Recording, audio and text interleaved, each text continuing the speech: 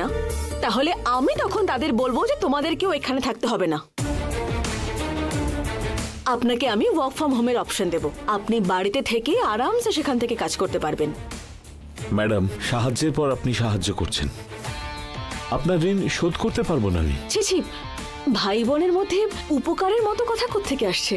চলুন এখনই আপনাকে বাড়িতে নিয়ে যাই, অ্যান্ড অন দ্য ওয়ে আপনার সমস্ত লাগেজ প্যাক করে নিয়ে যাবো।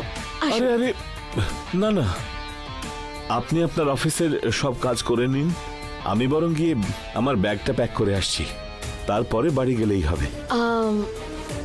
ঠিক আছে, সেটাই করব, আপনি ঘুরে আসুন।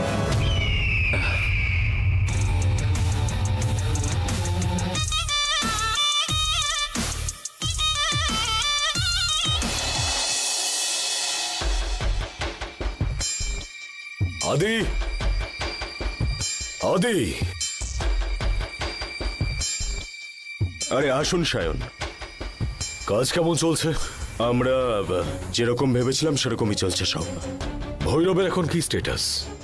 আরে বসুন না, বলছি। সবকিছু তো ওই করছে, শিবানীর সামনে নাটক করে অফিসে কাজে ঢুকেছে ও। অফিসে ঢুকেই শিবাকে কাজ থেকে বের করিয়েছে।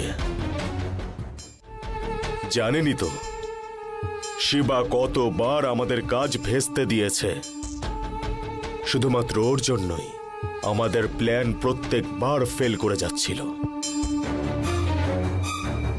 শিবাকে তুই দেখিস, এটা ওকে বলার সাথে সাথেই পরের দিনে ওকে কাজ থেকে বার করিয়ে দিয়েছে। সে যে কোনো পরিস্থিতি হোক না কেন ইজি ভাবে হ্যান্ডেল করে, খুব ভালো কাজ করছে। শিবানী আর ওর বাড়ির লোকজন ওকে পছন্দও করে। দেখো আদি, আমাদের হয়ে যারা কাজ করে তারা আমাদের থেকে বুদ্ধিমান হলে প্রবলেম আছে, আর সব সময় এই রকম লোকেদের একটু নিজেদের কন্ট্রোলে রাখতে হয়।